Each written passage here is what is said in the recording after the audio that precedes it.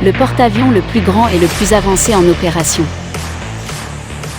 Véritable base aérienne flottante, les porte-avions sont des symboles de pouvoir et de dissuasion pour les marines les plus puissantes.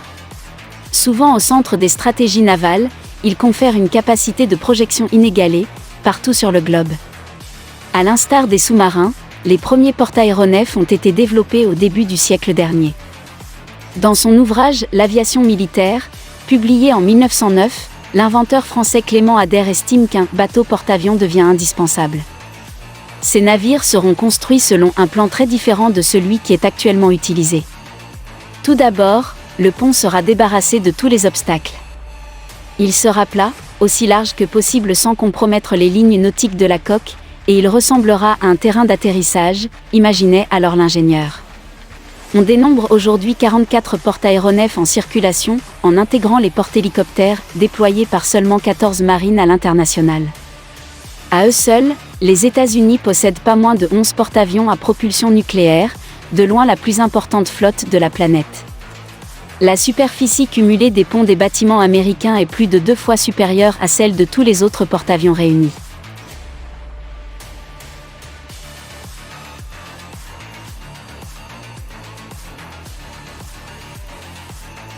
« 5. Classe Queen Elizabeth, Royaume-Uni, 65 000 tonnes. La classe Queen Elizabeth de la Royal Navy est composée de 2 porte-avions de nouvelle génération, lancés en 2017, le HMS Queen Elizabeth et le HMS Prince of Wales. Longs d'environ 280 mètres, ces bâtiments peuvent accueillir jusqu'à 70 avions. Les 2 vaisseaux de type STOV l'ont coûté un peu plus de 6 milliards de livres, près de 7 milliards d'euros, à la couronne britannique.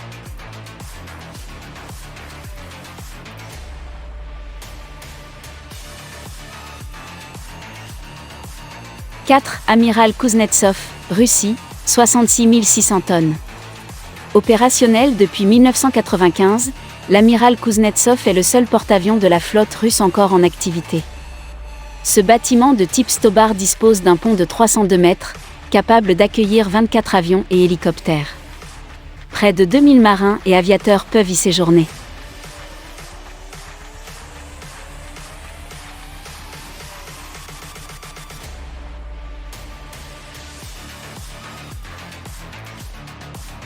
USS Ronald Reagan, États-Unis, 88 000 tonnes.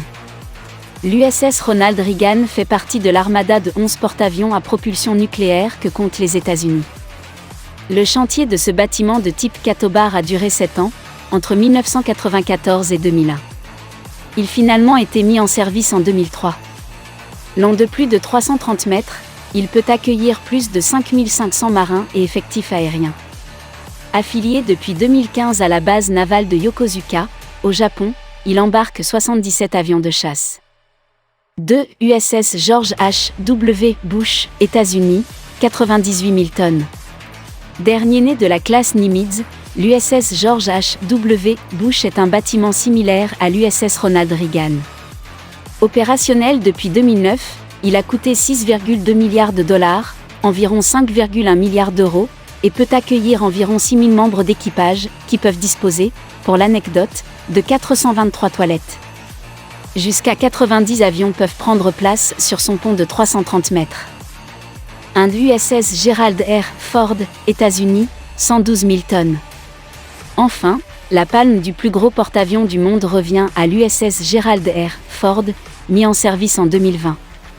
Ce navire à propulsion nucléaire est le premier de la classe éponyme, qui en comptera 4 autres amenés à progressivement remplacer la classe Nimitz. Long de 332 mètres, il peut accueillir un peu plus de 4500 membres d'équipage. Ces 2 réacteurs nucléaires lui permettent d'atteindre une vitesse moyenne de 55 km/h. L'USS Gerald R. Ford, le premier à être équipé de catapultes électromagnétiques, est de loin le porte-avions le plus cher de l'histoire, pas moins de 13,3 milliards de dollars, environ 10,9 milliards d'euros, ont été nécessaires à sa construction.